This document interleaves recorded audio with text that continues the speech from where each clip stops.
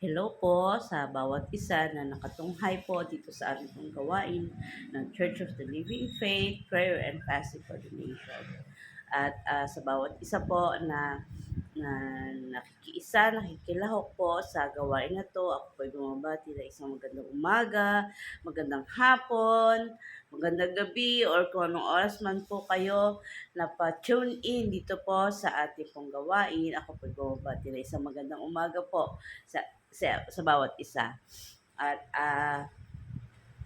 ako po ay nagagalak na makasama po dito po sa ating gawain ng ating Church of the Living Faith, Prayer and Fasting for the Nation. At ang ating pong tema ay why I decided to follow Jesus. Amen. At tayo po muna ay manalangin. Yes, Lord, salamat po Panginoon. At binigyan mo po ako muli ng pagkakataon na maibahagi ang aking experience sa inyo tungkol po dito sa pagsunod po sa inyo. At Lord, dalangin ko po na ako po ay samahan ninyo ng inyong Santong Espiritu sa pagbabahagi ko na ito. At hayaan mo po, Lord, ang makarinig ng pagbabahagi kong ito ay inyo pong itouch ang kanila pong mga sitwasyon. Makatulong po ito, Panginoon, sa pag-encourage sa kanila, Panginoon. Dalangin ko na ang bawat isa po ay may paglago po na matanggap sa kanila pong pananampalataya. Salamat po at ikaw po ang maluwalhati, Panginoon, sa pagbabahagi ko na ito, O Diyos. Thank you, Lord God. In Jesus' name I pray and give thanks. Amen. Yes. At tayo nga po ay bumalik. Ito po, speaking of why I decided to follow Jesus. Ayun nga ba yung title, pero yun yung naririnig ko. Saan ako magsimula? Very early or late teens ko na nakatanggap sa Lord po. At masaya po bilang um, bago sa Lord. Wow, it's a new experience, it's a new endeavor. Ito po isang bagong yugto ng aking buhay ang nakay Lord. Ano po ba ang mga experiences ko nun? Yung being president of the youth, member ng youth group sa young people, yan.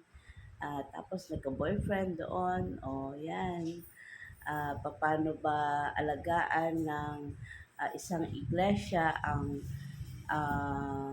ganon, yung merong karelasyon sa church, yan. Tapos, ano pa ba,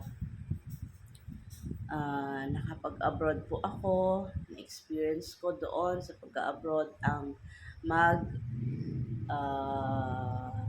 mag-camp. Yes, first time na makapag-camp ako. Wow, mayaman na church. At masarap. Masarap doon. Although napalipat ako ng lugar, na-displace ka. Binigyan ako ng tarjeta ng Pastor Leo na, you go here sa church na ito. Well, napakabuti ng Lord, nung papunta pa lang kami dun sa aming tawag dito, dorm. On the way, nakita ko po yon at malapit lang po siya sa amin doon. Ayun. It's a very, not really very, it's a rich congregation. Ano po, rich. At yun, na-pamper kami sa church na yon. At yun na, nung nakapag-asawa na dito po sa Pilipinas. Nung another displacement po, doon po ako naka-experience ng na-stagnant ako. Parang naalala ko ay, in my 11 years of my former, ano tawag doon, yung first marriage ko, Ah, yang ano, eh, ah, nakarating ako sa Antipolo, doon kami nag-stay from Pasay. Eh, ano, hindi ko alam ang mga churches doon. Ah, yung church ko sa Pasay, walang branch doon sa Antipolo. So, I have to uh, be content sa Lord na kung saan niya ako dalhin doon. Pero ako yata ang nag-umayaw na may mga churches doon pero ewan ko, parang hindi ko na feel na mag-church. Hindi ko hindi ko na ipaglaban na I have to go. Yung faith ko ay I have to be nourished sa aking faith. Hindi ako nag-church actually. At hindi ko naman sa ayaw ko, pero yung gana, walang gana. Ganun, parang ayaw mo ng pagkain. Wala. Hindi ko, naiisip ko pero ayoko. Hindi ko sinabi palang ayoko, pero parang next time, ganon. Hindi ko inisip na, oh, Sunday I have to go there. I have to go to church, fellowship. Ganon, parang hindi ako, ah, hindi umusubong sa akin yung katulad nung nasa Pasay ako. Yun. Tapos, yung kapatid ko, nag-attend siya, kasama namin siya dito sa lugar, doon sa lugar, sa bahay. Pero separate kami sa store kami. Niyaya niya kami. Okay, nag-church na kami. After ilang taon. So, 11 years. Ano, siguro on our uh, ninth year, ganon. Yun. Ah, parang naalala ko nung paano ako pag magsasama ng isang friend na mag-attend sa church after service kakain. Wow. Ayun, makasama ko mga pamangkin ko. Yan, kain kami. Or minsan yung asawa ko dati, yan. Nakain kami sa church. Wow. Talagang ganun pala, no? You have to treat para hindi madadala. You have to treat para sasama uli next time. Uh, Yun, ganun nangyari din pala sa akin. I was treated like that before. Uh, Yun. Tapos, one time, yung naalala ko dun sa service, nakikinig ako sa sarili ko na sabi ko, Lord, gusto ko ganito naman na hindi ako yung masyadong or hindi ako ayoko sabihin ayoko active ako. Gusto ko nakaupo lang. Yan, nakaupo lang. Ay, kinig. Pag uwi na, uwi na. Yun. Pero hindi ako dinala ng Lord sa ganon na you will be contented sa nakaupo lang. Pero later na yan eh, nangyari din. So, nung I was in young people, yun, active kami talaga. Tapos, I got married. I realized na, Lord, gusto ko nakaupo lang ako. And then, namatay si first husband. Yun, parang naghanap ako ng magagawa ba. Dito kami sa Batangas kasi sabi niya, doon na kayo magpahinga, magbakasyon. Dito muna daw kami magstay. At habang magte-take over sa store yung kapatid ko. So, dito kami, ganun pa rin. Yung neighbor namin, sabi, Lori, meron church dyan. Okay, siguro makakabisita minsan. Busy pa rin, parang ah, ini-enjoy ko yung walang masyadong ginagawa, yung free ako na free as I am lang muna, gano'n. So, yun, hindi ko naman naisip na ano eh, ayoko. Hindi ko naman naisip na gano'n eh. Pero siguro si Satan gusto pa nun, ganyan, ganyan ang dapat mong maramdaman. Wala kang pake. Yan. Pero, unti-unti the Lord ay in-stir up ako na, ito, yung inuhaw ako sa ah, ma- pag-a-attend sa service, sa pag-fellowship. So, ayun, yun, nakarating, nung pagdating naman namin dito, nag-abroad pa si tatay ni William, si Mangari, ano. So, nung umuwi siya ay, ano eh, yung, ah, nagkasakit siya doon sa abroad, tapos pagbalik dito, nagre-recover siya. So, nung nagre-recover siya, naka-attend kami sa CLF San Juan dito po. At hindi ko na nga namalayan yung sequence noon, parang naka-attend kami tapos kami ba ay bumalik sa Manila, tapos bumalik uli kami dito. Tapos yun, yung pagbalik namin dito, the following day, ayan, na-expired na siya. Yun, yun. At nung pagkatapos nun, yun, parang mahaba pa pala yung panahon ko na, nun, ano, parang wala. Ah, nagpaka-busy ako sa ano, alam mo yun, pagtitinapay. Yun, dun ako naagaw naman ng atensyon. Ah, nagdadala kami ng mga biscuits. Si William nagdadala pang tinda sa room lang nila, gano'n. Tapos sabi ng teacher, "Oh, bawal 'yan." Bawal 'yan. Sa kantin, doon na, doon naman kami napasok sa kantin. 'Yun. Tapos yun eh, nagsimula nun, naggawa kami ng tinapay. At yun, ang kailangan ko ay hindi babae actually kasi mabigat din ang trabaho ng pagmamasaan ko. Yan, kaya nabuan ako ng pang-apat na braso. At yun, simula nun, ayan sila pastoran dyan. Nagawa tinapay. Tapos ano pa ba yun? Yun sabi niya ay, sabi ko ay sige ano, ikaw pastor kita sa sa church.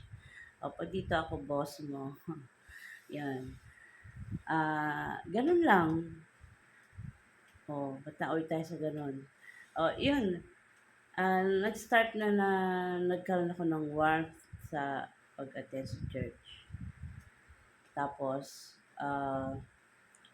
naging kami na. Ay, hindi mo na yun.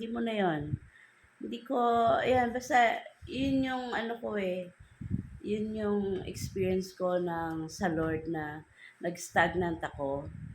Nag-stagnant ako kasi nawala ng panlasa sa pagkagustong mag-attend sa services. Yun. At mahirap pala. Sabi nga, walang in love mag-isa sa isang room. You have to go out. Narinig ko lang yun na hindi ka mag-grow sa Lord kung nandyan ka lang. Sabi mo, nagpo-pray ka, ganun, mag-isa. Nagpo-pray naman ako oo, nagpo-pray ka. Hindi ka nga nagbibigay para sa church eh. Hindi ka nag-aabot ng iyong tithes and offering, di ba? Yun. Ano ba? Wala kasi, hindi ko maano eh. Wala kong experience na ano eh. Nag-stagnant lang ako talaga. Walang movement, walang move of growth, wala. At yun, na-experience ko yun. Pag iniisip ko, wow, 11 years, 11 years akong walang proper relationship with the Lord. Hindi hindi hindi yumabong ang aking pananampalataya. At mahirap mahirap pala na ikaw ay ah, hindi nagkikilos para sa Lord, na para lumago ang iyong pananampalataya. Kasi wala yun sa iyo eh. Kasi kung wala kang relasyon, kung ang relasyon mo sa Lord ay hindi mainit, hindi mo mararamdaman na ikaw ay masaya na wala sa Kanya. Kung hindi masaya ka doon sa pinagkagagawa mo habang wala ka sa Kanya, hindi ka na nako-convict. Walang conviction. Minsan lang siguro naisip mo, then sabi mo, ah, bakit? Naisip ko naman na, pero yun, hanggang isip ka lang. Hindi mo hindi mo naisip na ipaglaban na yung pananampalataya mo ay kailangan may pushing sa Lord. Ganon. So, yun, ah, yun lang ang naalala kong ah, talagang wala ako sa Lord o bakit ko gusto ko naman sa Lord, kaya lang yun nga na-stagnant ako. Salamat sa Lord dahil nakaahon ako doon sa sitwasyon na yon at eto po ako. Ayan, maraming gray hair na sa Lord. At salamat sa Lord at ako ay ginagamit niya kahit na may struggle, yun na itinataas ko sa Lord. Hindi ko ipinagmamapukpukan sa sarili ko, pero uh, hiningi ko sa Lord ang tulong na yung sitwasyon na yun ay magising ang anak ko na uh, we must come back sa sa service niya sa Lord. Yan. Isa iyon. At yun lang. Masaya ako na ginagamit ako ng Lord ngayon. Lalo na sa OCC, yan ang pinakabago kong experience sa Lord na ganon. Sabi ko nga talagang naluha ako ng training. Sabi ko sa sarili ko, si pastor ito eh. Naiyak ako ng ganon. Yung in silence talagang natulo ang luha ko na parang nakakatawa. Kasi sabi ko, hindi ko naman to gusto, Lord. Si pastor ang nagtulak sa akin ito. Hindi naman ako nagbo-volunteer. Hindi man lang hihingi ng volunteer yun eh. Tinulak lang ako dito eh. Kasi po talagang napaka tedious na ministry ito. Talagang aaralin mo. Pero, wow, natutuwa po ako kasi as I I was teaching the kids, talagang syempre aralin mo yung lesson. Ayan, nakuha ko na yung gist nung lesson na yon. And then, syempre may experience man ako sa Lord. Yung mga binasa ko naman yan, dati pa, alam ko na yan. So, yun, nag-merge yung mga studies noon, tapos yung eagerness, tapos plus yung sinasabi ng Bible. Wow! Pag pinagsama-sama, tsampo-tsampo, sabi niya sa Malay, ano eh, nakakadagdag ng growth. Alam niyo po ba, parang sa every lesson namin, para ako nag-evangelize sa mga bata. Wow! Di ba sabi po noon sa H1, ano ngayon, yung sa study natin, 2019 pa, with Pastor Emerson, di ba, what you want, ano yung, ano nakikita mo sa ministry, kung ano ka doon, sabi ng teacher. Nahiya lang po ako. Ang ano po ay, ako po evangelista. Wow. Yun po. noon po nagtuturo ako sa mga bata, wow, talagang nakaka-wow. Yung nag-e-exert ako ng effort para sa mga bata at para sa Lord. Yung, Lord, hindi ako magtuturo ng ikakaligaw ng mga bata na 'to. At, talagang, na-amaze ako talaga na natapos namin yung course na yun, natapos namin yung mga lessons na yan, natutuwa po ako.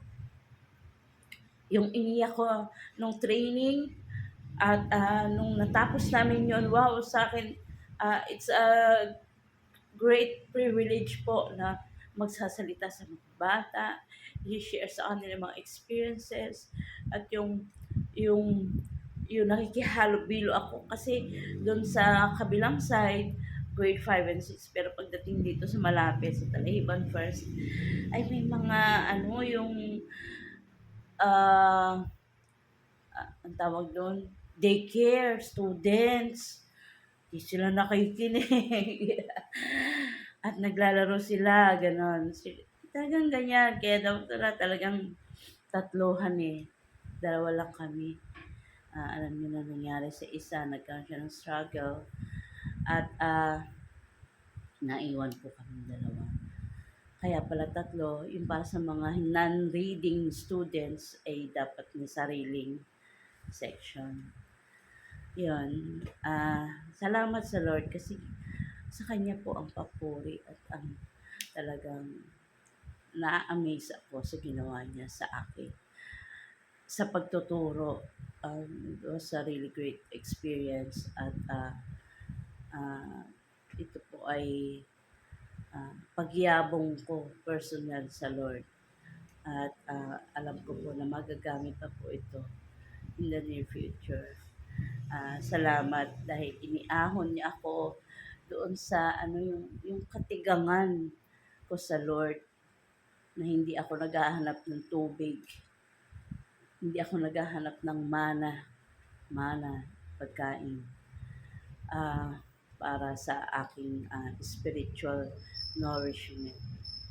Pero pinagtagni-tagni ng Lord, Romans 8:28.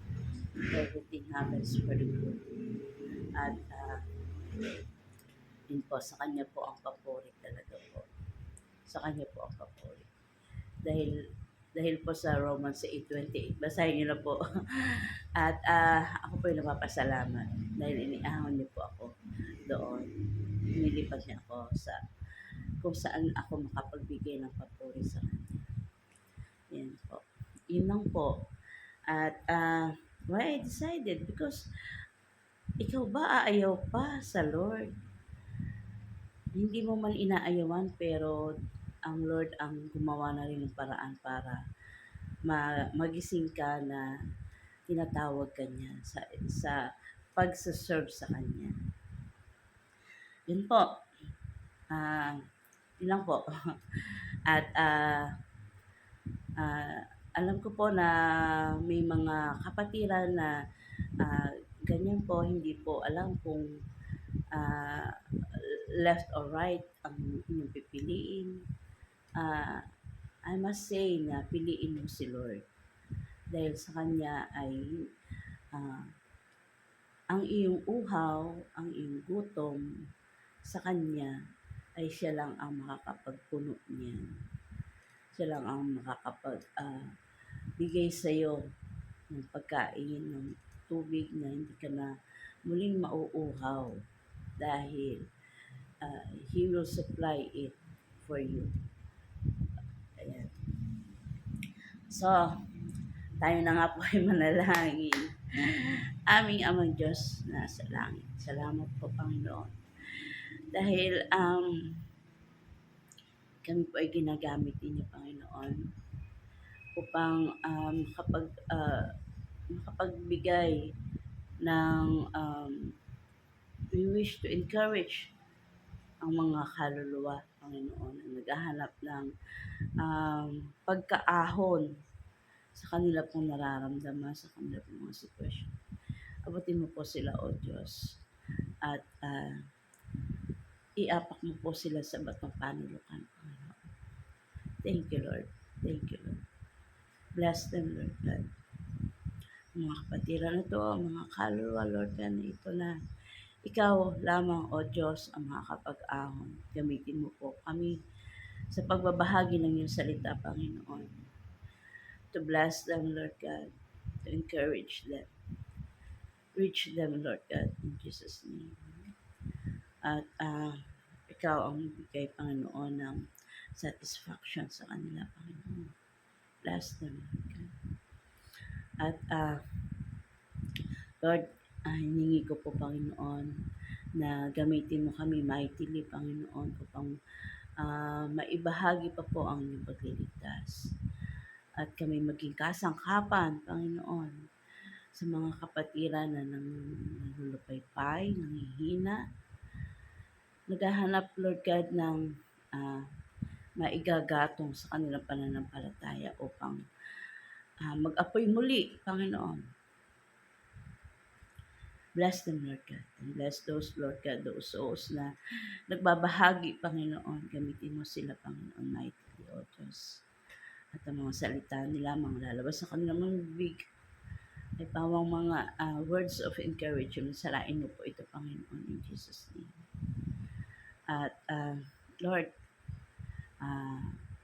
ako po yung nagpapasalamat na ang gawain ito, Panginoon, ng Church of the Living Faith on its 44th season, Panginoon. Salamat na ang gawain nito ay pinagpapatuloy mo pa po, Panginoon. Marami pa pong kaluluwa na maabot, Panginoon.